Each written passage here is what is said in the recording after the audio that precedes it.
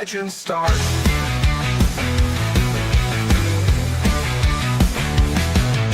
In-depth words cutting deep as cleats. Every play analyzed heartbeat by beat.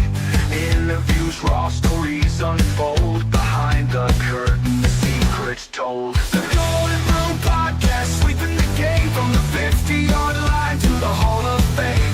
Breaking it down, tearing it apart. The Golden Broom Podcast, where legends start. Welcome into the Golden Broom Podcast. I am your host, Cody Slavinsky, joined as always by Vandy, Chris. And Chris, you may see that I've modified some things tonight, a little bit. Just a little bit. Caught me off guard. Yeah. Well, first of all, let me fix these. I don't like this. You know, I'm very particular about how our screens are, and that annoys the mess out of me. All right, there we go. We're back. All right, so Chris, Welcome in as always. Don't you like the new notes tab that we have in the That's studio now? that's pretty neat. I like that. Very convenient. I was like, wow. So, some big things happened in college football over the weekend and this week. Some I big mean, announcements today too. yes, there were, and we will be getting into those because I was able to look at a few of them, but I looked at the Vanderbilt one that you shared, and then I saw LSU shared theirs, so I looked at it. So that's good that that was released today. It helps us out. Yep. So over the weekend, a few big things happened. We saw Tulsa pull the upset against Oklahoma State Friday. They won 19-12. Fans were leaving and booing Oklahoma. Oh, sorry, let me rephrase that. We're not booing Oklahoma State. They were booing Mike Gundy at halftime. They're frustrated, rightfully so. I get it. Also, what is your hat? It's just cross rifle. Oh, I like it. I didn't know what it was. It looks cool. Um, but anyway, so we saw Oklahoma State go down to Tulsa. You've heard us previously say on the show, Oklahoma State might be the worst team in the country. I mean, 69-3 to Oregon was a bad look. Then the other team that you could have debated, Oregon State, they actually hung in there with Oregon for a minute. So, keyword a minute. But yeah, Oklahoma State, they're bad. They're down bad. They don't have any money. It's a complete shit show. Let's just be real. Yep. Iowa found some offense on the road against Rutgers. I was happy to see that for them.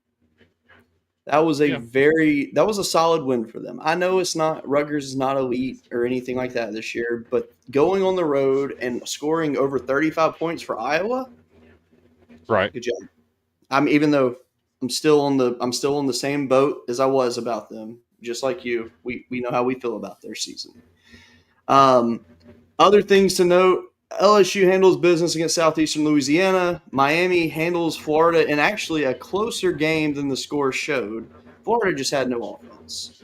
DJ Lagway's back in a boot. It looks like Harrison Bailey will not be the starter, though. It's a true freshman. What's that? I disagree that it was closer. It was closer than the score indicated. Their defense held them in it, is basically what I'm implying. Except for one thing. Miami had a touchdown taken off the board by a blown call by the officials. Yeah, that game was not close at all. Speaking of officials, yes, because we're going to get into that because I just learned something else tonight on top of what I learned yesterday. Okay. On top of what I've been saying all weekend. Okay. So that's going to be a fun one. I'm ready for it. All right, so to continue to scroll through it, Oregon handles Oregon State. Florida State takes out Kent State. Texas runs Indiana over Illinois. Okay, you did say Indiana probably would win that game. You did call that. I will give you that. In what world did we see Indiana putting up 63 against Illinois? I did not see that coming. I also learned something interesting after that game. What's that? Even with giving up 600 yards in total offense to Indiana, Illinois still has a number 5 defense in the entire Big Ten. That's a bad thing. That's a bad thing to say. That's scary. Considering that the Big Ten usually has shut down defenses. How good is Indiana? That's what I want to know. I mean, obviously, we know Kurt Cignetti's he's one of the more underrated coaches in the country. Very good coach. We'll never doubt the man. Yes, but I did not. I would have never, ever picked that result. I also found out something interesting about one of their top donors. What's that? So Mark Cuban, big Indiana alumnus, right? Mm-hmm. Was not in attendance at that game. Yeah, he was in Nashville, wasn't he? He was at the Vanderbilt game with his daughter. Yeah, I saw him on TV, actually. Yeah. That's crazy. Family over alma mater. I get it. But he is also one of our top donors to our NIL program. Does he donate to Indiana's? That's the assumption. I gotcha. I gotcha. Because I mean, if that's the case, then that's good on him. Ole Miss manhandles Tulane, which honestly that result shocked me. I thought Ole Miss would win the game, but I didn't think they would blow them out like that. I mean, they So, outclassed them. so you mentioned that game. Mm-hmm. Are you aware that Ole Miss ran the same exact play as Oklahoma? They did. They They, did. they sure And did. the SEC didn't say a word about Ole Miss doing it. That was weird, and I wonder if they didn't say anything because of it being a blowout game, maybe, and it The, not re, being a the conference game. the only reason anything was said, an intern wrote that post for the SEC. Gotcha. What's up, Dominic? How you doing tonight, brother? Hope you're doing good. That actually makes a lot of sense. Tennessee handles UAB. Texas Tech impressively beats Utah after their quarterback goes down. Oh, that Um, backup was ice Lights out. cold. Yes, I mean he was fantastic. If he can keep that up there, Texas Tech is fine. Right. No concern for them. Georgia Tech handles Temple. Vandy gets their revenge on Georgia State in one of the nastiest beatdowns that team could ever give. Um, Mhm. yeah. Michigan holds out on Nebraska 30-27. Missouri takes care of South Carolina 29-20. Notre Dame handles Purdue, finally gets their first win of the season. USC takes out Michigan State, and actually what was one of the funner games of the weekend. Memphis takes out Arkansas 32-31. That game was fun. Start to finish, that game was fun. Great comeback by Memphis. Great Mhm. ability to close it out. Loved seeing it. Syracuse. Man, Clemson and Syracuse. It goes Wow. into a lightning delay. Man, Clemson is just broken at this point. Yep. There's no excuses for what is happening with that program at all. Did you know that since the start of the 2024 season, Mm-hmm. Vanderbilt has a better record than Clemson? That's amazing. I mean, that you never thought you'd say stuff like this in this Oh no, decade. This is awesome. I'm eating this stuff up, man. I'm telling I mean, you should. You rightfully should. I mean, Vanderbilt. I have yet to see a flaw with Vanderbilt, like a legitimate, like concerning flaw. Now, too many obviously, pre-snap penalties. yeah. I mean, but if that's your biggest issue right now, cool, that can be fixed.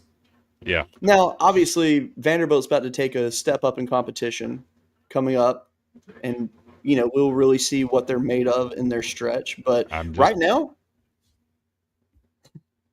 I got to see what happens this week because this week scares me. it's what Utah State, right? Yes, That's a dangerous game, whether we dangerous. like it or not. It's just like the Georgia State game last year. It was a trap game. You- This is you the gotta definition handle of a trap.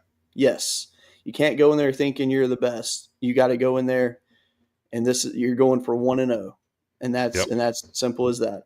And I think they handle business. I think it'll be a good one for them. TCU takes out SMU, another fun matchup from over the weekend. I really like TCU. I like what I see out of them.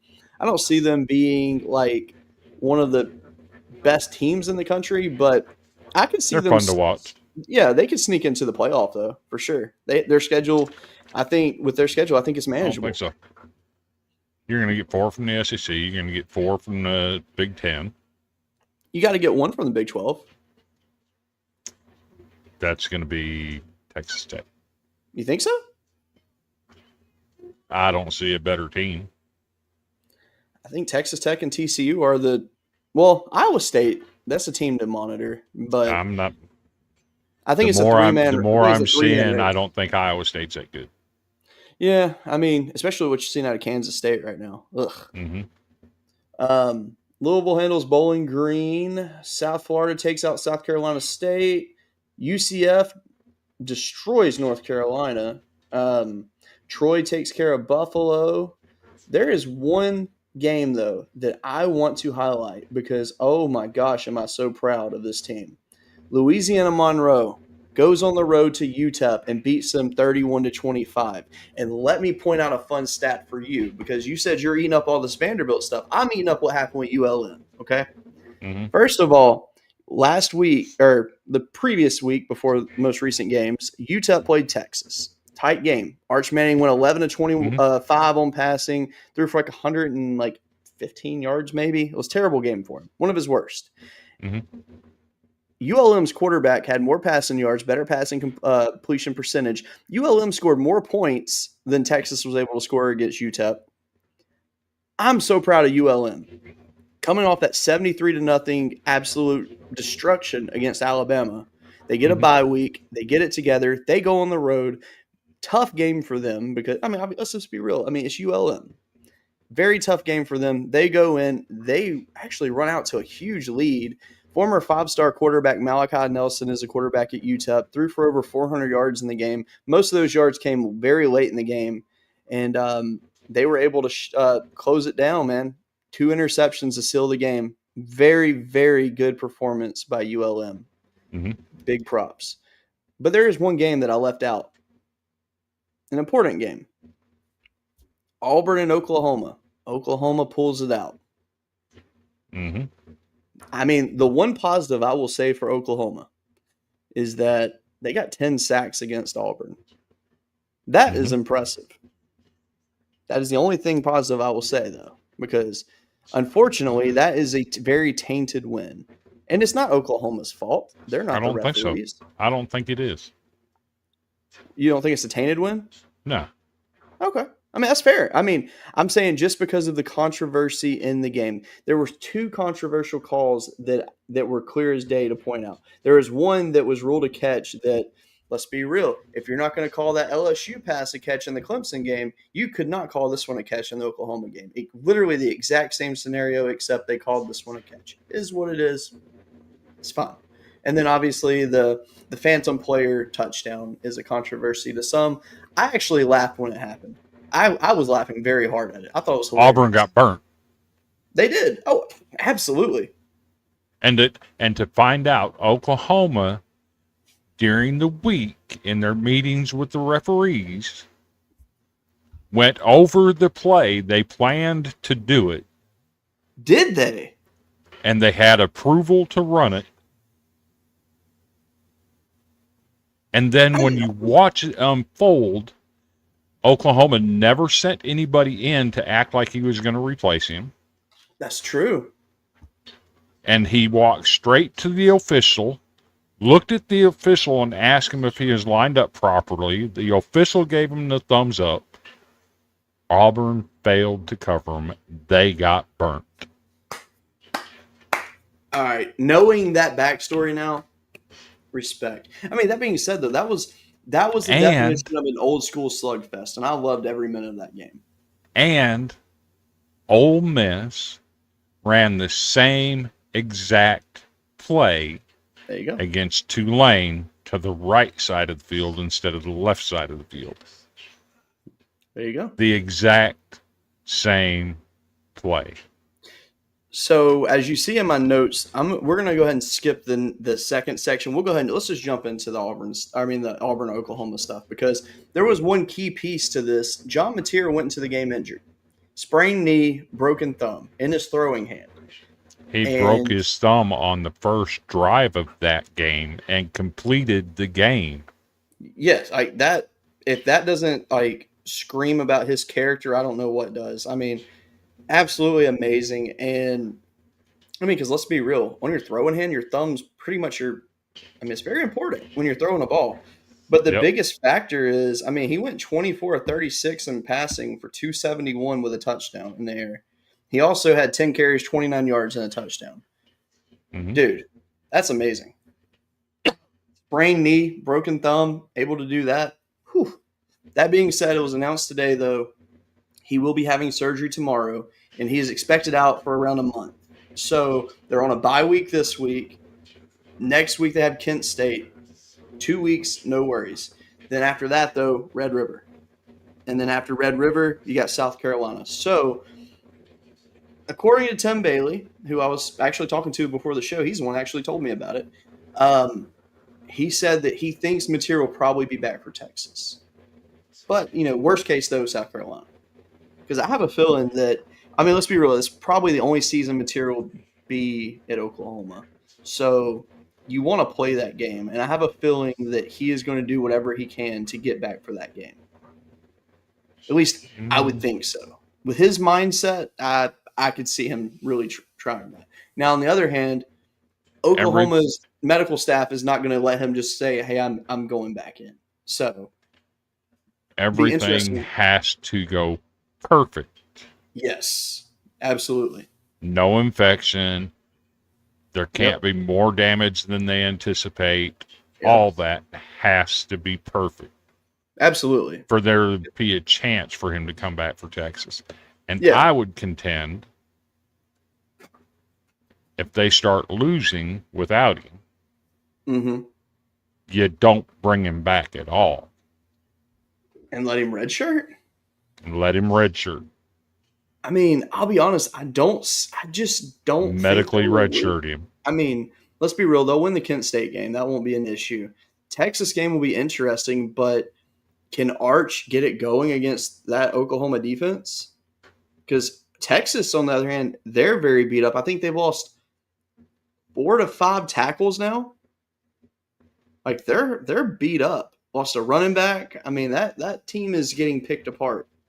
Mm-hmm. So Oklahoma could pull that one out without him.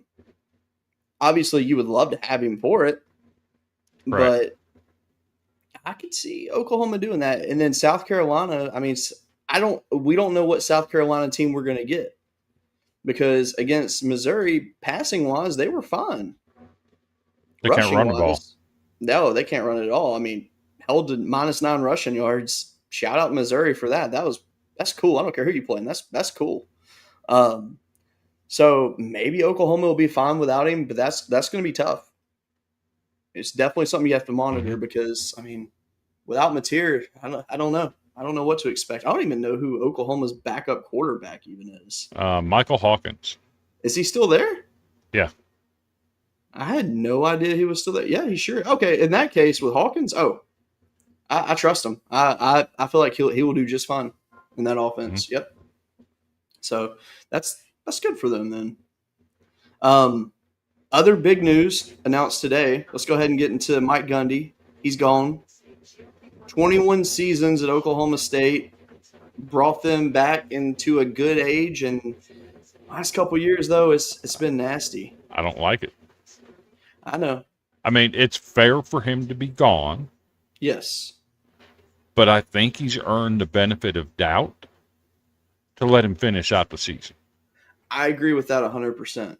I do agree with that. And here's the weird thing, too, is they added it to his contract extension that he basically has to groom his replacement, but he's responsible for helping the school find his replacement as well as working with them to get them used to the program so it's a very smooth transition. But now that he was fired mid-season, I have no idea what transpires from here. I don't know if that's still required or not. Because he's getting I think $15 million from the school. So I'd tell him to kick rocks. That's what I'm saying. But I feel like he has a love for Oklahoma State, though, that might make him want to help. But I would say kick rocks in a heartbeat. I wouldn't think twice about it. But it's weird hearing that Mike Gundy is not a coach currently. But the thing is, though, with him going out like this, are some of these schools open to giving him a chance? I don't know that he would want to. He's getting $15 million straight up, like one single payment. So he's good money-wise.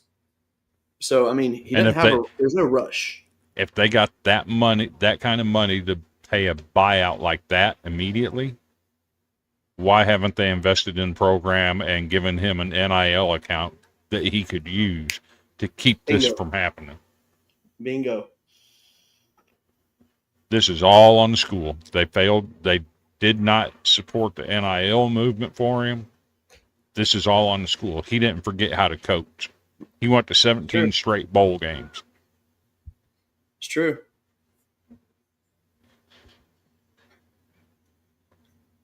Terry, I have a video for you, buddy.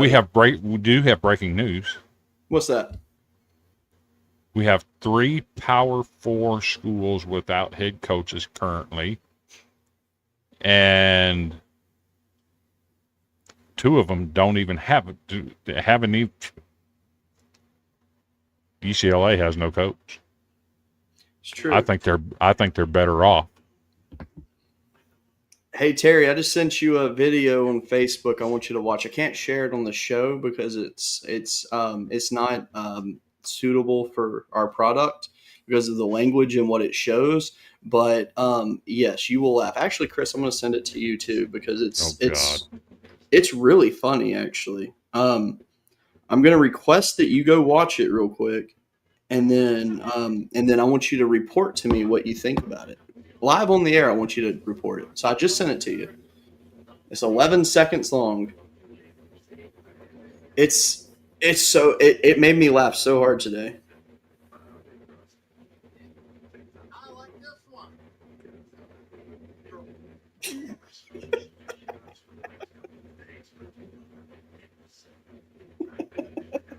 Terry watched it. So you can see why I would want to share that on the show, but I can't. I mean, all you got to do is see one of those, go to a WNBA game. Right. Somebody at an NFL game did that the other day. I think it was the Browns. Yeah. Did you see what someone made a meme of that, and it said, "Hey, someone threw Caleb Williams' mouthpiece on the field." Which, by the way, I have to give that man some props. Speaking of Caleb Williams, did you see him blow off C.J. Stroud the other night? Mm-mm. No, I didn't watch the end of the game though. So after the game, they go up and shake hands. C.J. Stroud taps him on the shoulder and starts talking to him. Caleb was just standing there, kind of like nodding his head. Mm-hmm. C.J. Stroud told him, "You got to quit taking them hits. Learn from your mistakes, man." And he's just kind of, and then walks off. Hey, I got to give 100% blew him off. He's playing some really good football right now. He really is. He earned some props from that. Like, I'm talking about impressed. Which also impressed with Daniel Jones as well, if I'm being honest. Oh, he says that was from last season, that video. Okay. Gotcha. But yeah, I mean, realistically, with Oklahoma State, though, who do you see going in there? Are they just going to hire like a young hotshot coach, or are they going to try to get a veteran? Like, who do you go for in a situation like when you're in this kind of a situation? G.J. Kinney, who? Oklahoma State? Yeah. God, I don't know who you go for. I mean, I'm sure you would probably go for a G.J. Kinney, but does he want that job? He's got it made in San Marcos. I just can't think of anyone that would just be like, I feel like the only kind of people you could get for this job, and unless they get a good financial backing, is like a young coordinator that's like dream is to be a head coach. And if you can find that, maybe John Summerall. Maybe. I mean, there's just. Would you take an Oklahoma State job over Tulane? At this point, no. After what happened to them Saturday? Well, I look at it like this: the Big 12's TV contract's about to end pretty soon. After that, the Big 12's kind of screwed. They will not get the money that they're currently getting. Now that Oklahoma and Texas are gone, I don't see things going too well for them. It's going to take a miracle to get Oklahoma State back to where they need to be. Or it's just going to take a really big check. Some really big checks. Now, do they have people that can do that? That's the question. Or people that even want to do that. Which, then again, maybe there will be some people. It's like, hey, fresh start. Here, I will give X amount of money, go get this guy. Like there could be something like that happen. Mm-hmm. But right now, it's just not looking good for them. I mean, I would take the UCLA job over Oklahoma State any day right now. Terry got jokes for days. He always does. Jokes for days. Hey, I mean, if Oklahoma State can match what ESPN's paying him, by all means. But yeah. You've seen Saban coach his last game. Oh, for sure, for sure. So this right here, I fully agree with this. I think that would be your best bet. That's the one thing that Oregon's got to worry about is really just like coordinator turnover because every coordinator they have is ready to be a head coach. But the question is, do they want to leave what they have? Because let's be real, if you're working at Oregon right now, you got a good job. So eventually that money's going to dry up. it's true. It's true. Bill Knight has made it. Bill Knight has told them in no uncertain terms the money is going to dry up. He's told them, I can't do this every year. No, and I get that. I mean, that's fair. And I mean, and also too, I mean, at what point do you say, hey, we still don't have a national championship. Why am I giving you money? Yep. Which, I mean, I think the same will be said for Michigan. I think the same will be said for all these other schools. If you're not showing good results, it's like your ROI. I mean, yeah, you're giving money because you want to see results. If you're not getting anything for your money, no reason to give it anymore. So how crazy is it that Amy Adams Strunk donated $10 million to Vanderbilt's NIL? And she's getting better results at Vanderbilt than she is with her own professional football team. That's a good question. Also, Chris, I need you to explain what your dinner was tonight. Chicken and rice with broccoli and carrots. Yeah, I'm looking at your crock pot picture right now on Facebook that you were tagged in. Mm-hmm. I'm a little bit jealous, my friend. That looks really, really good, actually. So, I'm just gonna say, me and my better half have a really good roommate. Clearly, he cooks like a champ. So, he's a twice-degreed early education. Okay. Early childhood education. Okay. Has had some mental health problems. And Tuesday is his self-maintenance day. Okay. Wait, what does that mean? That's the day he goes and sees his therapist and all that kind of stuff. Okay. And Okay. I got you. it's his day for self-maintenance. Okay. And he's taken it upon himself that his appointments are early in the morning, so when he's done with that, he starts cooking like around lunchtime. Just lets it simmer all day and has supper ready for us when we get home. Oh my gosh, it's incredible. It's incredible therapy for him. For sure. Yeah. And hey, it's nice when you can benefit from therapy. Oh, I'm telling you. That's nothing but love right there. We're lucky. Clearly. Also, Terry sent me a picture of a FUSC shirt that he's gonna be purchasing. It is beautiful and I love it. Mm-hmm. Amen, Tony. I love chicken and rice. I could eat it all day, every day. It's one of my favorite things to eat. And I've never seen anyone make it the same. I've seen so many variations, and I love that so much. Because yours look more like a deconstructed chicken pot pie. And that looks amazing. Yes. I like that a lot. Filipino stew, which, by the way, good God, you know what? Whoa, pause everything we're doing here.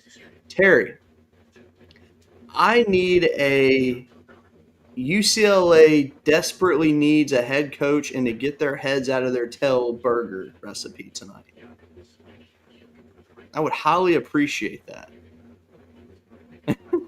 Instead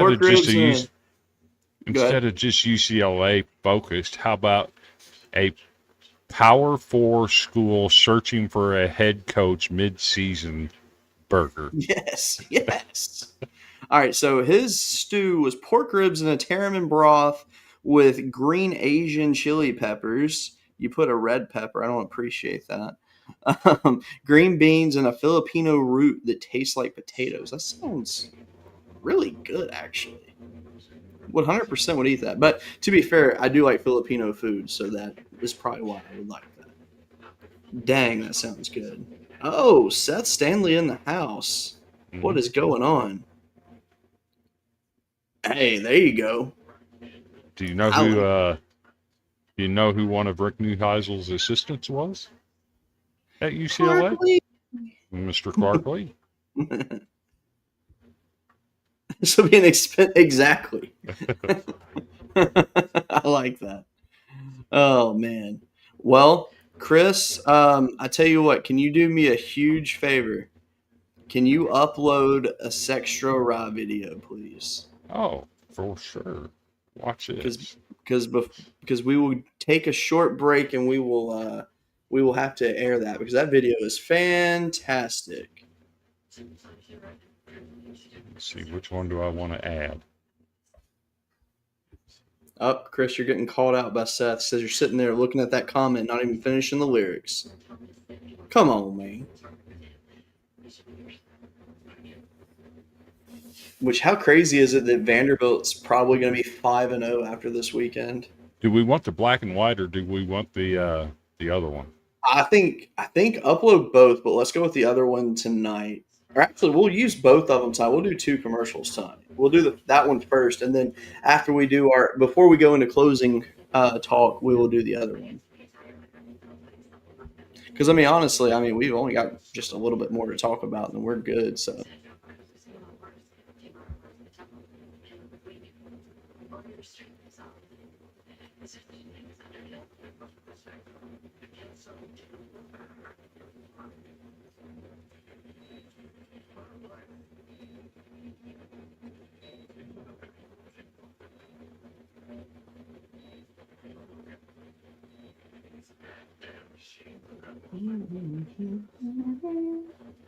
Did you happen to see the drone show that Vanderbilt did on Saturday night?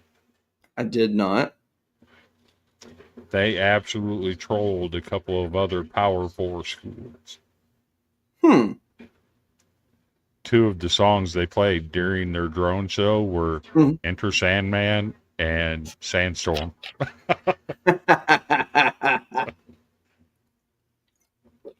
I like that.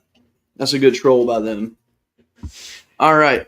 I see that you have uploaded the video. So let's take a quick break and we'll be back in 38 seconds. Well, look what you just found. This is a 1932 recipe that was voted 50 best ryes, and I'll contend it's the best rye. See, we make this with a 100-year-old recipe that uses no chemistry, no coloring, no additives, just 100% pure, delicious 1932 styling. So pick it up, take it home. All your friends will think you're a damn genius.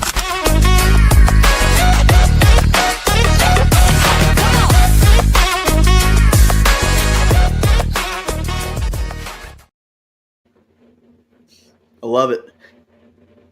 And if you want some, you can go to Sextro Rye, use the promo code BROOM, and get 10% off of your order. Highly recommend it. This is the stuff that Al Capone used to call the good stuff. I like it. I can't wait to get my bottle. That's for sure. That being said, Terry says 2 Wagyu beef patties stuffed with truffles and smoked Gouda, topped with bacon strips and caramelized sweet onions from Vidalia, Georgia. This will be on a ciabatta bun toasted with garlic butter. My God. That sounds absolutely delicious. And that would make me want to sign a contract to be a head coach if they gave me that burger. This makes me I don't like this comment. I think we should report it. We play Dixieland Delight when we play LSU, not who, you. we're now known to troll previously beaten opponents.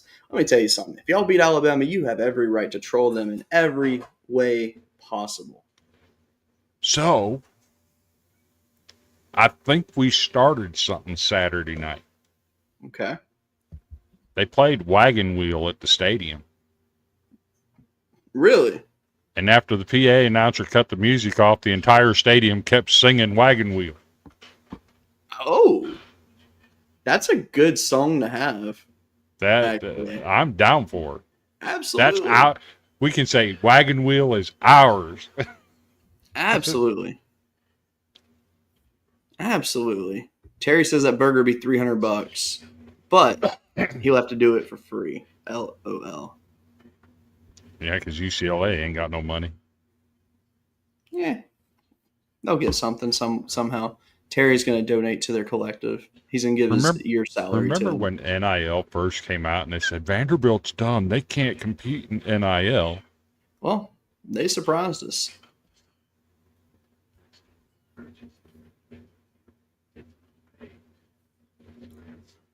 We're showing that we absolutely can't. Well, I think they're doing good. I can't complain with what I've seen out of Vanderbilt so far in the NIL era. I'm more happy that they have a coach that is utilizing it properly to not only get good players added to his team, but get the right fits for his team and not have any cancers in the locker room. So respect to Clark Lee on that one. That being said, the only way Tim Beck leaves is if he retires. I don't think there's any threat anywhere of him being head coach anywhere. Yeah, that's fair. Because he is a little bit aged. Yeah. Hold on 1 second. There we go. All right. We got to address this one too. Oh, okay, go ahead. Oh, I didn't even see the comments. My bad.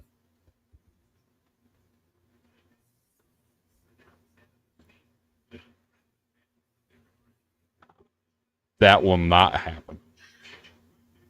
Remember, I hope not. Remember, Vanderbilt had a second string all SEC wide receiver in Will Shepherd. Yep. Led the SEC and led the nation in touchdowns. And Clark Lee told him to leave because he was focused on NIL and was very, very selfish.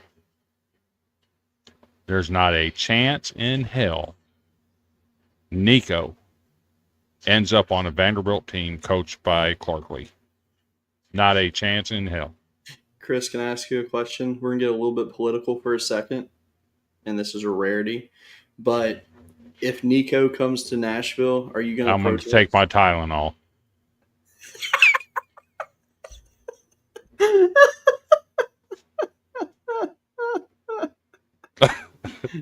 Good job. I'm proud of you. But no, I can see you out there with a sign just protesting. Nah. And just every morning just standing out there protesting it until he just says, never mind, I'm going somewhere else. I'm just going to start eating Tylenol like candy because he's a damn headache. Are you pregnant? Okay. I'd look it sometimes. All right. Let's get into it. Contenders versus Pretenders. It's the title of the show tonight. And basically, it doesn't mean that any of these teams that we're going to talk about are going to be actual pretenders. But I feel like this is the first that we see of Separation Saturday, per se, where you start to see the elite teams pull away because you get your first taste of some big matchups this weekend. One of them is Southern Cal and Illinois. Illinois suffered a very brutal loss, but Southern Cal is looking favorable so far this year. I mean, they haven't really played anybody, but they're looking favorable currently. Illinois, and the reason I'm saying contender and pretender here is because Illinois has a chance to put themselves back into a good spot, while this could be a setback for USC that would be hard to recover from. Because let's be real, Illinois is probably pissed off this week. Can't imagine what practices are like after taking a beating like that, especially when you're, a top 10 team. So, if there is a chance for Illinois to have any hope to do anything this year, this Saturday is a must-win game. So, I mean, I don't know. It's all going to be dependent on whether or not Illinois can play their mind games with USC. True. Because that's what Illinois is predicated on, is playing mind games with their opponent. True. Indiana didn't let that happen. They did not. They stayed focused. And another thing about Illinois, they have to take care of the football. The 5 turnovers against Duke, the bad play against Indiana saw it in the tape. They said, Coach Signetti literally said, we saw how they turned it over early against Duke, and we thought we could make them do it. We thought we could make them do it too. Yep. And you saw them on the first series. They went after the kicker. Sure did. They sent the kitchen sink, blocked the punt, and the rest is history. There were no mind games being played by Illinois at that point. Yep. And I get it. I do. So for Illinois to win that game, they've got to eliminate the turnovers and get back to playing head games with people. Yep. So that'll be an 11 a.m. kickoff on Fox on Saturday. Southern Cal is actually a 6.5-point favorite right now for that game. 11 a.m. kickoff for a team moving to the east. That's tough. I don't like it. Doesn't usually work out very well. I think Illinois handles serve. There you go. And I mean, all right. So let's be real. Let's quickly look at Southern Cal. I mean, they opened up the season with Missouri State. They played Georgia Southern in the next game. Then they had Purdue and Michigan State. I mean, nothing screams to me, hey, awesome. Mm-hmm. Because I mean, that's not tough. I mean, no offense to Michigan State or Purdue, but they're not in the upper half of the Big Ten. They're just simply not. Purdue's going to get somebody. Huh? Purdue's going to beat somebody. Oh, absolutely. I mean, I don't know who it is. They're going to beat somebody. I mean, they were in it with USC. They were in it with Notre Dame. It's not like they weren't competitive. So, I mean, Purdue is a team that I wouldn't want them on my schedule because they're going to be pesky. And pesky teams pull out wins when they shouldn't. So, definitely keeping an eye on them there. But no, I mean, like after this game, I mean, Southern Cal welcomes Michigan. Then they have to go to Notre Dame. Then they go to Nebraska. They get Northwestern at home. That's a win. They get Iowa at home. That's probably a win. Probably. I'm not going to say yes or no yet because, I have to see more. Then they have to go to Oregon, and then they get UCLA at home. So realistically, they have two guaranteed wins left on their schedule, and then the rest are battles. Can they win a lot of those? Absolutely. I'm not going to say Southern Cal. I mean, Southern Cal is going to make a bowl this year. That's not a question to me. Mm-hmm. And I think they'll make a pretty respectable bowl. I don't think they'll be in the playoff. I don't think they'll be close to the playoff. But I think they will at least earn a respectable bowl game. So, I like I said, if they beat Illinois this weekend, that's huge for them. And that'll be something really good for them to go off of going forward. So, definitely a game worth monitoring. One of the games that I'm going to shout out real quick that I do not have on this Contenders versus Pretenders list, because there's only 4 games I have on there. One game that I want to quickly bring up, Arkansas and Notre Dame at Arkansas. I think that's a very good matchup. Another 11 o'clock game will be on ABC. I think Notre Dame beats the absolute piss out of Arkansas. Don't get me wrong. It's going to be ugly. But I think it is going to be a very good game. I really do. I don't think it's going to be like a crazy blowout or anything like that. But I think it's going to be just physicality-wise, Notre Dame's defense is going to just rain punches on Arkansas. And unfortunately, Arkansas has proven that their defense is not that great. So that's going to – I don't think that game's close at all. I mean, there's a good chance of that. I don't see it looking good for Arkansas. I'm I assuming mean, that's how you're feeling as well. to be fair, we saw what Marcel Reed was able to do against Notre Dame. Yes, Taylon Green could probably do the same thing, sure. but I don't think Arkansas is that good. I don't either. I really don't. And I hate saying that, but then again, that's not to discredit Memphis. Memphis played very good against Arkansas in the second half. They really did. Played their tails off, actually. So, like, I'm not going to discredit Arkansas fully because, I mean, again, their loss to Ole Miss, good game. Memphis was a good game. But, yeah, I don't see this going good for them. It's a nightmare matchup, actually. Mm-hmm. Especially for it being out of conference. That really is just unfortunate. But at this point, I mean, Arkansas is 2-2. Let's be real; they're eliminated from the playoff already. There's no sneaking in for them. That being said, Memphis is looking really hot right now as a as one of those wild cards to sneak in at the end now. Because having Arkansas win on your resume looks fantastic. Not saying they're going to get it, but they could. They still have Navy and South Florida to go through. Exactly. If they get through both of those, it's on at that point. If they get through both of those, they should be unbeaten. Yep. Absolutely. And then they'll be in. I think they have a better shot with Navy than South Florida, style-wise. But, I mean, both games are not going to be easy. And let's be real, every year Memphis loses a game they should not lose. Mm-hmm. I'm hoping that's not the case because I would love to see Memphis do good this year. They deserve it. But, yeah, it'd be one to monitor. One game you talked about, Utah State, it's one to circle. Vandy's a 21.5-point favorite in that. That's it's a good one. Ohio State goes to Washington for a 2:30 kickoff. So that's like a, 2:30, so 11:30 kickoff Washington time, 10:30-ish, something like that. So that's going to be a sneaky good game, and I would so not be shocked at all if Washington pulled an upset. I mean, they could. I mean, Ohio State's only a 6.5. Is it 6? No, I'm sorry, 8.5-point favorite in that game. I don't think Washington's lost a game at home since 2021. That's crazy. I mean, Washington has a solid team on them. I mean, look at their numbers. I mean, they're really respectable. I mean, I think I'm taking Ohio State in that game, but it's definitely going to be a good game. There's no question about it. The next game, though, that's on our contenders versus pretenders list is LSU at Ole Miss. That's going to be a fun game. I already know you're taking Ole Miss. Blah, blah, blah, blah, blah. I get it. But there's going to be a lot to learn. Nussmeier was finally able to throw a ball past 12 yards the other night. That's a very positive sign for his injury. There's been no reports that he made his injury worse. From what I'm hearing, he's actually feeling pretty good. So that's a positive sign. But you remember what I said before the season started?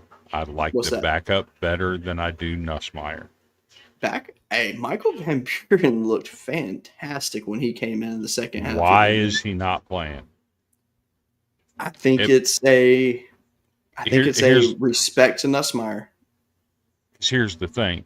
When you have an oblique injury, those things are tricky and they're hard to recover from. Yep. I think LSU would be much better if they played Van Buren. I can't argue that, actually. And, I mean, because I will say one thing that was concerning to me the other night, and obviously I watched every snap of the game, but I didn't watch it like I normally do. I kept my eyes heavily on everything Nussmeier did. Like, usually I just look at the whole field while I'm watching the game. But this one, I just kept my eyes on Nussmeier the whole game. And when he started, his passes were just not what they normally are. I mean, he was accurate. I mean, he's 68.5% completion percentage. Good job. Best of his career to this point. But his passes were all just lobbed in there. Everything was lobbed in at first. Then as the game started going, then it got quicker and more little crisp throw to it. And then he started hitting deep balls, and I was like, all right, he's looking good. And by the time he came out of the game at the half, he looked like the normal Garrett Nussmeier, and that made me happy to see. The one thing that has got me a little is the fact that I know last week leading up to that game that Nussmeier rested a lot throughout the week. He actually did not practice lost my headphones. Hold on. He did not practice as much as he would normally practice in preparation for a game, just so he could get some rest for his injury. I think that helped him. Obviously, after Ole Miss bye week, give him a good, time to rest. Give him a good week and a half that he can prepare for the next game. So I like that because they said realistically he needs a week of just no football, just complete rest. He gets that, he's good, and I'm hoping that's the case. Which obviously we have great medical staff and everything, so I'm not worried about that. That will get him ready to go. You know what the beauty is of LSU coming to Nashville? What's that? We have a bye week between Alabama and LSU. That's nice. It is. That I always like timing. when they do that. It is. That's perfect timing. I will say if it was back to back, having to play both of those, that sucks. Yeah. But getting a chance to rest your body for a few days before really getting back out there preparing, that's going to benefit them. And that was very smart in scheduling it like that. That's exactly what I would have done. Wouldn't even have thought twice about it. But as far as Ole Miss and LSU, and I am going to take Ole Miss, but not because of Nussmeier and anything like that. Because of Trinidad Chambly. Because the fix is in. You're going to see Whit Weeks or whatever the hell his name is. Best linebacker in the SEC. Continue. You're going to see him make a mistake that's going to benefit Ole Miss. Nah. Because Landry ain't got him around her thumb like that. Come on now. The fix is in. Nah. I will say it was weird that their relationship was announced like that. You don't think she's got him wrapped around her thumb? 100% she does. That doesn't happen if she doesn't have him wrapped. One line I saw today is that Ole Miss is not the only thing sucking that tiger this week. I was like, But no, I'm curious to if that's going to have any effect on his play. I 100%. Lane Kiffin's already tweeting about it. Exactly. And I think that's the fun part. But then again, here's how I look at it. Okay. The fix is in. If I'm playing against my girlfriend's dad, I'm going to do everything I can to look my absolute best on the field, though. And that's the thing about until Daddy says, if you want to keep dating my daughter, you drop a play. I think he wants a natty too much to even consider that. But no, I think it's going to be a fun matchup. I mean, that's the thing about Ole Miss and LSU in the last few years is you can't really predict the outcome for this game. You can say what you think is going to happen or what should happen and everything, but the way that these two teams play, I mean, it's just a good game. So yeah. I'm excited. I mean, I can't give a fair prediction because I'm extremely biased in what I would say. I don't know what to expect. This is a different type of offense than what we have seen so far. I mean, we've seen teams that kind of replicate what Ole Miss does, but nothing to the standard that Ole Miss does. Mm-hmm. So it'll be interesting to see what the Ole Miss defense does. We've seen that their defense can be shaky. We've also seen they can be shut down, but their offense is rolling.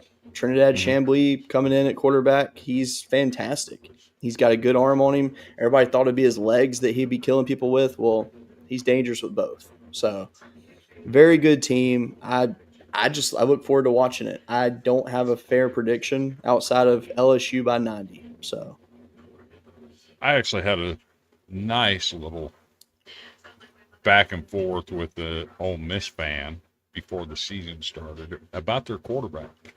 Mm-hmm. And I told him, your projected starter at quarterback is a better baseball player than he is a football player. Absolutely. And don't get me wrong, he's a great football player too. But you see who's not playing. Well, he's hurt. And they're better without him. They do look they actually do look better. I'm curious, when he's healthy again, what does Lane do at that point? You can't make the change. You can't take. Yeah, let's say you can't take the hot hand out. You never Which take the hot hand out. now, I mean, and then again, though, this weekend could also be a situation of Trinidad could get exposed in this game. He could. Because I mean, let's be real. This is the best defense he has seen in his career. But then again, that could be the motivation he needs going into that game. It's like, hey, this is my biggest challenge to date. I'm ready to conquer it. We don't. Mhm. I mean, we just don't. We don't know.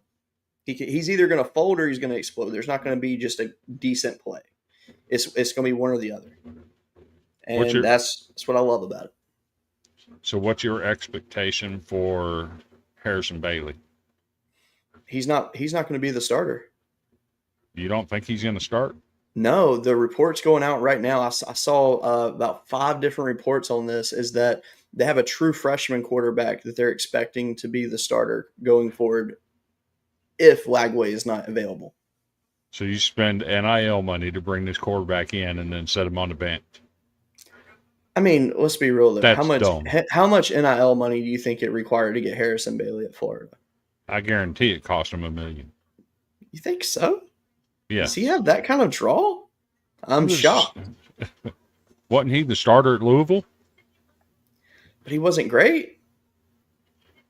I mean, Louisville won 10 games last year, didn't they? Yeah, but I don't think he was the reason for. Hold on, now I gotta look into I this. think he was the starter. Hold on. Or was Shuck the starter? I don't think he was the starter. Give me 1 second. Let me pull this up real quick. I got it right here. So, Trammell Jones Jr., he's the only other quarterback that's actually even played for Florida. Harrison Bailey has not touched the field. That's embarrassing. So far on the season, Jones is 12 of 18 for 131 yards with 2 touchdowns, no interceptions. DJ Lagwell, on the other hand, is 83 of 23 for 690 yards. He's got 67.5 completion And 7,000 interceptions. 5 touchdowns, 6 interceptions right now. But Jones has 5 carries for 14 yards. So Jones, it looks like, will be the quarterback. Let me see something though. Hold on. Guess who went 2 for 2 for Vanderbilt the other night? What's his name, son, right? Whit Muschamp, yes, sir. That's crazy. All right, so yeah, last year, Harrison Bailey, he only threw 33 passing attempts, 24 of 33, 227, 3 touchdowns, no interceptions. So Shuck was the starter. Yeah. So here's a crazy stat for Harrison Bailey in his 5 seasons in college. He's 108 of 171. He's got a 63.2% completion percentage for 1,190 yards. He's got 10 touchdowns to only 3 interceptions. That's not terrible. He was a 5-star quarterback that hasn't. That is a shame. What do you do with that? On his career, he's got 44 rushing attempts for -4 yards with 2 touchdowns. He's not a mobile guy. No. But no, so I mean, let's just be real. So they've got a few options at quarterback. So they've got another freshman, Aaron Williams, and they got Aiden Warner on the roster. I forgot all about him actually. And then you got so you got Lagway, Jones, Bailey. You have Clay Millen, who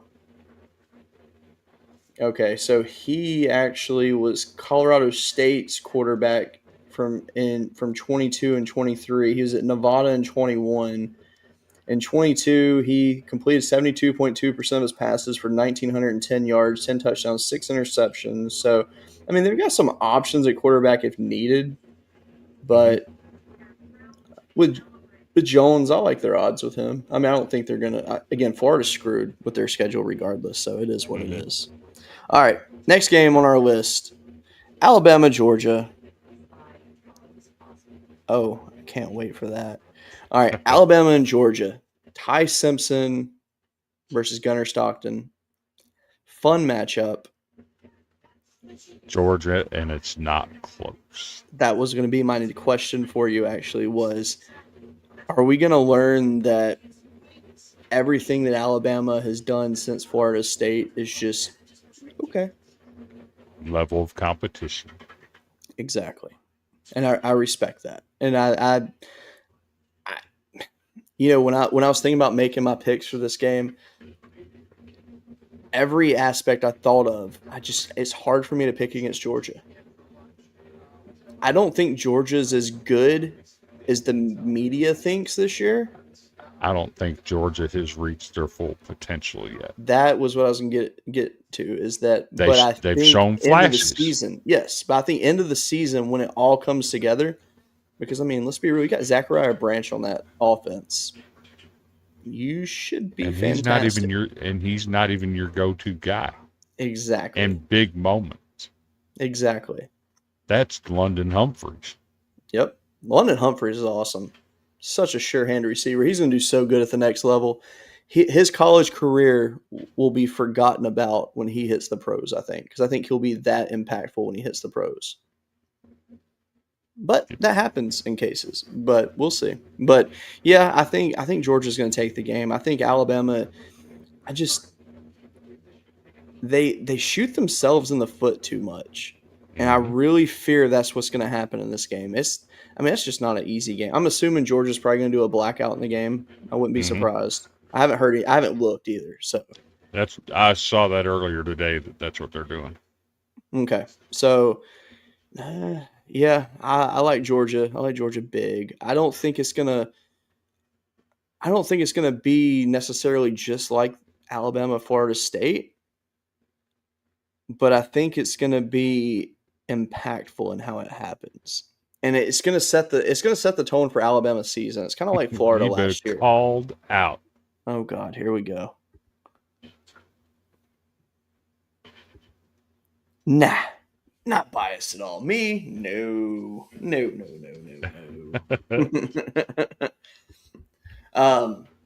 Sarah, I'll be her favorite person. Sarah, I have Ole Miss winning that game.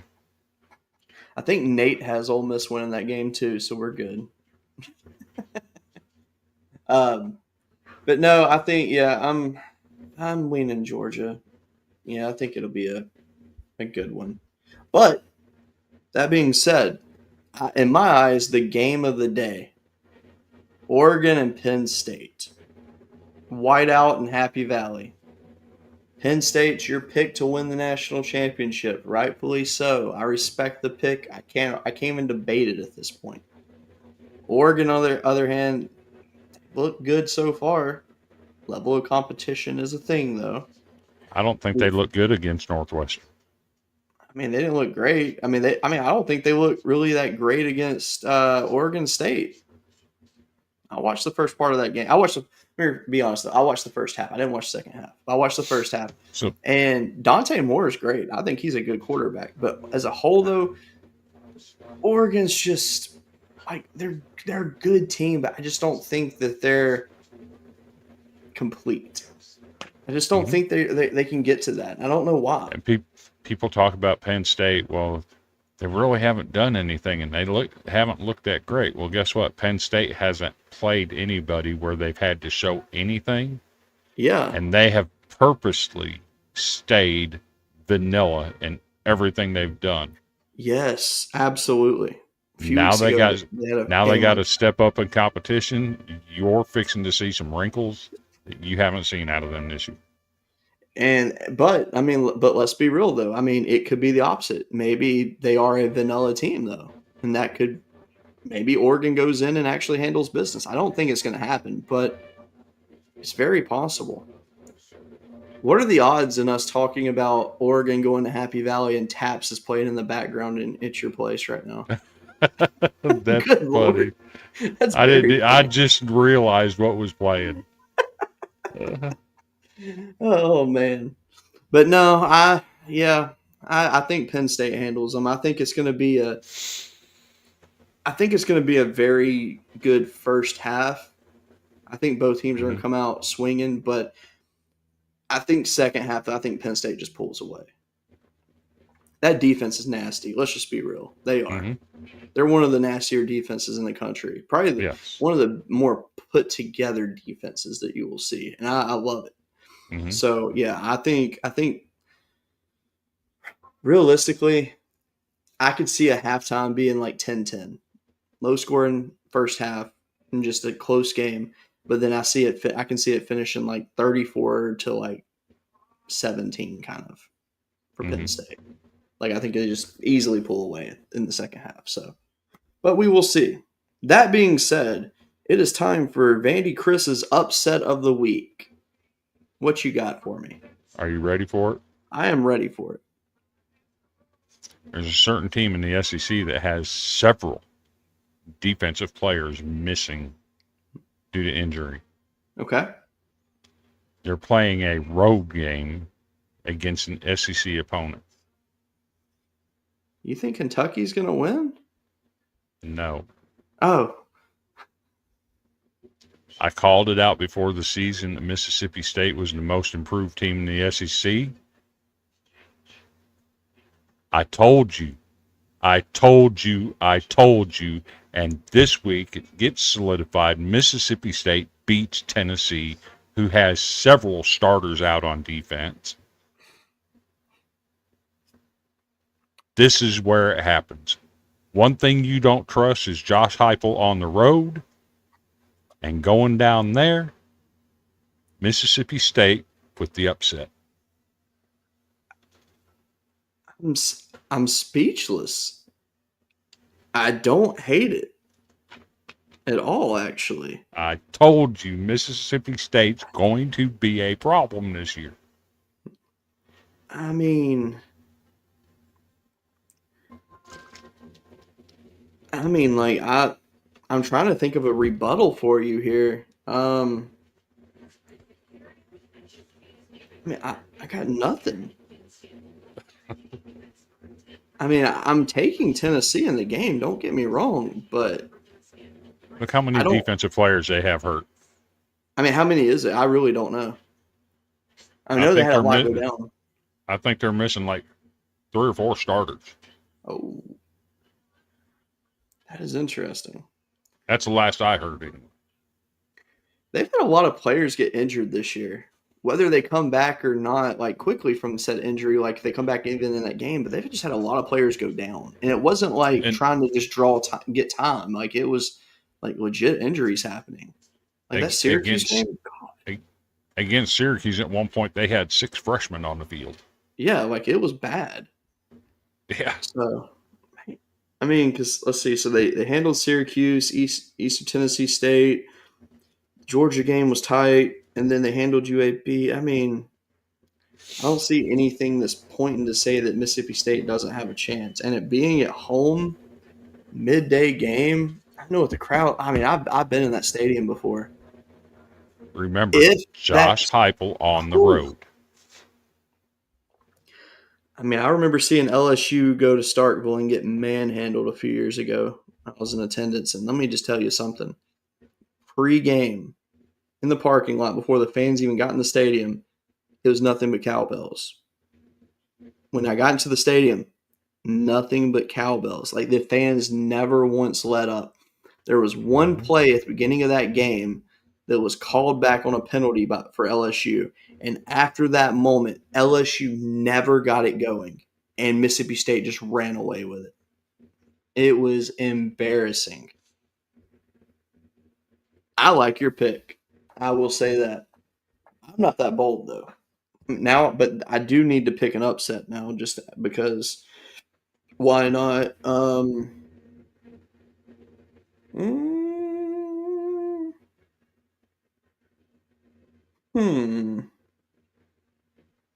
I dare you to pick Iowa.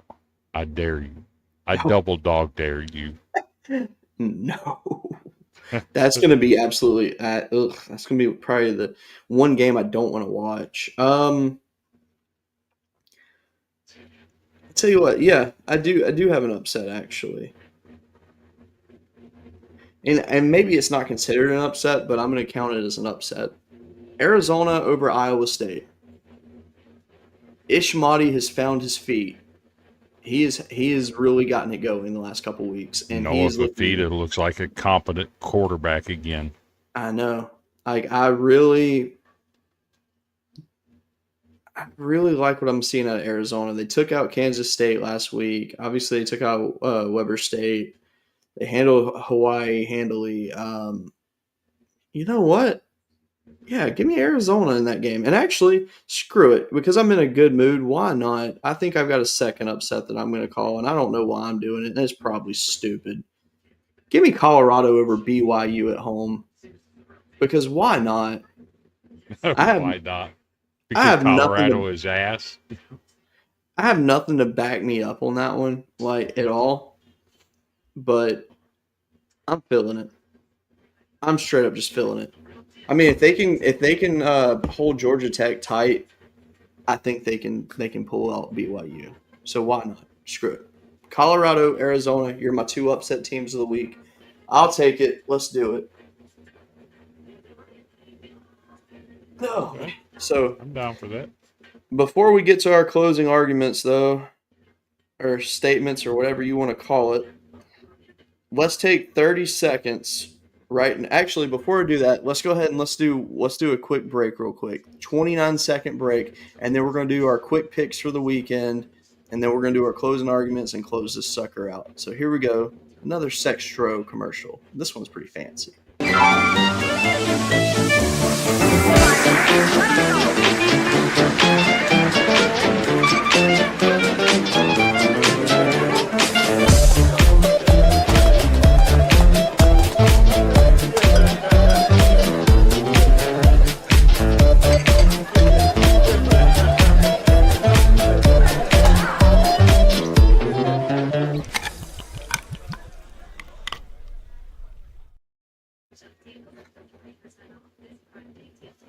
I love that commercial.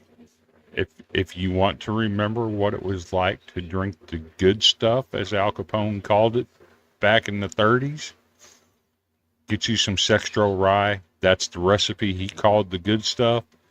Go to Sextro's, get you a bottle. You got red label, you got white label, got black label, got bronze label. The choice is yours. Put in the code BROOM and get 10% off your order. I like it. I like it a lot. And you know what? We may have to do a giveaway of a bottle of Sextros in the future. I think that'd be a I'm good down. idea. I say I'm we down. do that. All right, let's do our quick picks of the SEC, and then let's get to our closing arguments. Notre Dame, Arkansas. Who you got? Notre Dame. All right, I got Notre Dame as well. Utah State, Vanderbilt. Who you got? Vanderbilt. I got Vanderbilt as well. LSU, Ole Miss. Ole Miss. LSU, obviously. Auburn at Texas A&M. I'm a huge Marcel Reed guy. Texas A&M handles business big. Mario Craver, KC, Conception, man, it's hard to pick against them. As much as I want to believe that Auburn's got a fight in them, this ain't the week. I'm taking A&M as well. Mississippi State, Tennessee. Mississippi State. Tennessee, but I hope I'm wrong. I hope you're right on that pick. I really do. Alabama, Georgia. Georgia. Georgia's a 3.5-point favorite only in this game. I'm going Georgia as well, and they're easily going to cover that, I think. Missouri and UMass. Missouri. Thank you. They'll be 5-0, by the way. Shout out to Mizzou. South Carolina, Kentucky. Timeout. Let me address Missouri. They played one competent team and had their hands full. Two competent. One. Two. One. Two. One. Two. One. South Carolina and Kansas are both competent teams. Kansas is ass and almost beat them. Because Missouri let them. Stop it. Every second of that game. Every second. Missouri is not that good. They are fool's gold. Okay. Well, we'll see in a couple weeks when they really beef up their schedule. And the last one, Kentucky, South Carolina. I'm going South Carolina. I'm going Kentucky because I've lost faith in South Carolina at this point. South Carolina. Kentucky is a get-right game for South Carolina. I respect it. The only reason I'm taking Kentucky is because of what I saw out of them against Ole Miss. It was a tight game. I really think I think they can pull it out. They got a new quarterback starting for them this week. Why not? Kentucky beat Ole Miss last year and got ran by South Carolina. Well, different season. Guess what South Carolina does to Kentucky every year? They beat them. They beat them. This year is no different. We shall see. We shall see. So with that being said, Chris, what's your closing statements for the evening? God, this is fun. I'm just telling you, this is fun.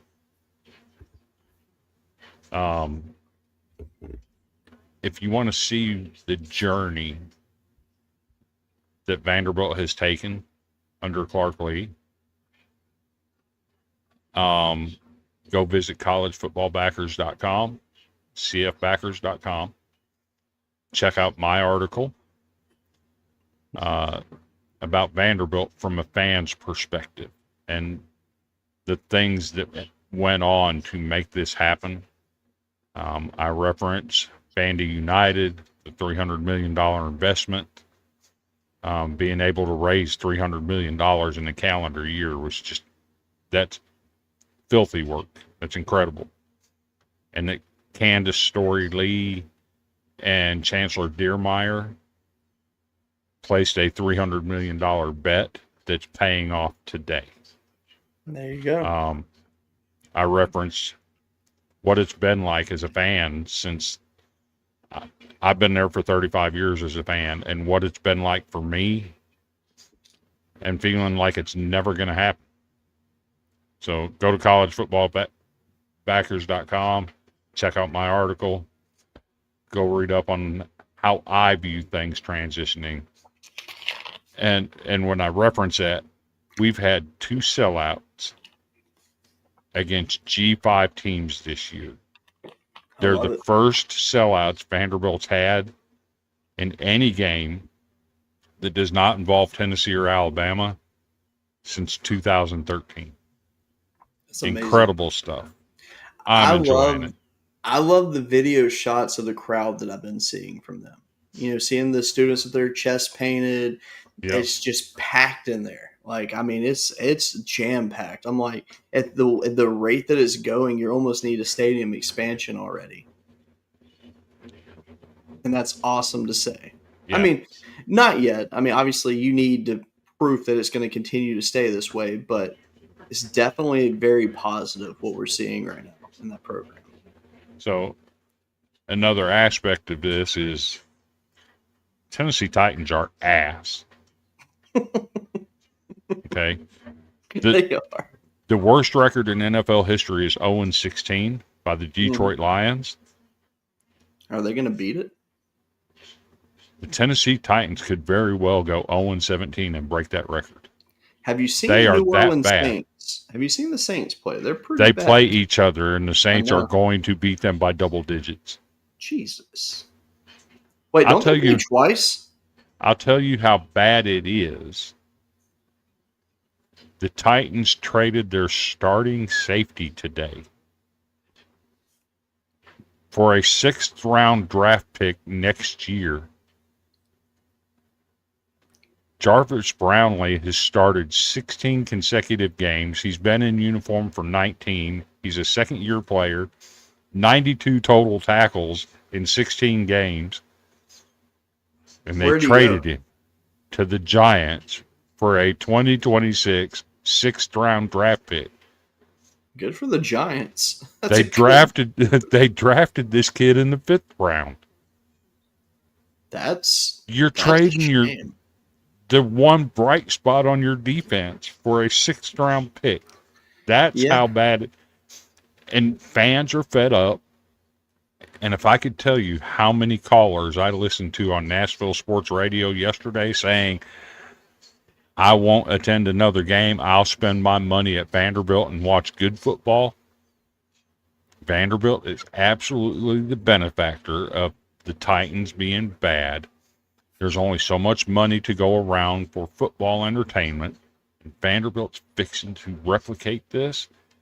And it's their chance to skyrocket this thing. Yeah.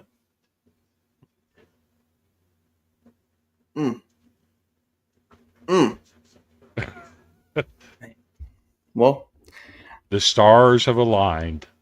There you go. My question is, though, okay, let's say the Titans get the number 1 pick in the draft. What position do you even go after at this point? If you don't go get an offensive line, you're in trouble. Yeah. Because they spent money on the offensive line this year, right? And guess what happened? It's worse than it was. Yep. What do you... The entire city of Nashville owes Will Levis an apology. It's true. Because this looks absolutely worse than it did with him at quarterback last year. Yeah, because have they even given a timetable of when Levis is expected back? He's out the entire year. Oh, man. Which, I mean, obviously, because he's with the Colts, right? Levis? Yeah. No. I thought he got traded. No. He didn't? No. He's out for the season with the shoulder injury. Why did I think that he got traded for Anthony Richardson? Had a broken collarbone and... Yeah, I knew that, but I could have sworn he got traded. No. Oh. Huh. This whole time I thought he got traded. Interesting. Oh, he's still with the Titans. Okay. On injured reserve. And this looks no different than it did with him at quarterback. I about to say, no rush for him right now. Don't get me wrong. I think Cam Ward's doing about as good as he can do. He's making the same plays. Yeah. The difference is he threw the shovel pass the other day that Will Levis threw. Will Levis's shovel pass got picked off by a linebacker. He completed his shovel pass, but it was the same damn thing. Yeah. Be interesting to monitor, to say the least. 0-17 breaks the NFL record. All right. Well, my closing statements are, first of all, I want to give Shedeur Sanders a shout out. I saw an interview he did the other day, and, he talks about, being on the scout team, it's like a game every day of the week. But the way he talked, it was the most humble he's ever sounded in his entire time of being in the media spotlight. And that made me happy to hear, because I had concerns about him. I really did. And if that's truly his mindset, I like his future in the league. Just got to be honest there. I think it'll be bright for him. Whether he ever becomes a starter or not, I have no idea.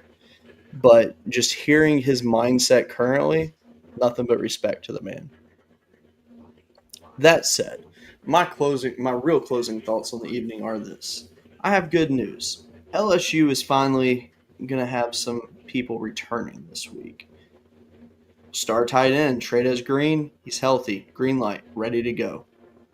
West Weeks, he's still questionable, but there's a good chance he's back. So having the Weeks brothers with Harold Perkins would be great to see this weekend. Nussmeier, as I mentioned earlier, recovering fine. So I like where the offense stands going in to this weekend. That being said, I want to give a shout out to the Oklahoma defense. Any team that gets 10 sacks in a game against a conference opponent, you deserve props. That's fantastic. You couldn't ask for more. Even though it's so weird that this defense has yet to force a turnover. Now I think that will change in Red River. Everybody picks off Arch. So I think that'll happen. But no, it's just I felt bad for Jackson Arnold. It's like I don't know if his offensive line just had a bad day or they're just really that bad. It could be both. they're not as good as what they've been hyped up to be. Exactly. Because, I mean, that was a shame. I mean, because let's be real, Jackson Arnold played his heart out in that game. He never gave up. Didn't look very good on his last chance. Part of the reason they lost. No, he is 100%. You miss a wide open Cam Coleman for a touchdown. Mm-hmm. And then on your final possession, you take 3 straight sacks. Yeah, that was bad. Nah, bro, get out of here. It was bad, but he played his heart out in that game. I gotta give the man a little bit of props there. He did. It was an ugly game, but he did play his heart out. But that being said, this weekend is going to give us some good matchups. Very excited for it. Look forward to parking my butt on the couch and just watching football all day. I can't wait. That being said, thank you so much for watching. Hope you have a great rest of your week. We will see you next week. Please go like, subscribe, follow. Highly appreciate it. Thank you for everybody that stuck in here tonight and watched with us. Have a good one. And go Tigers.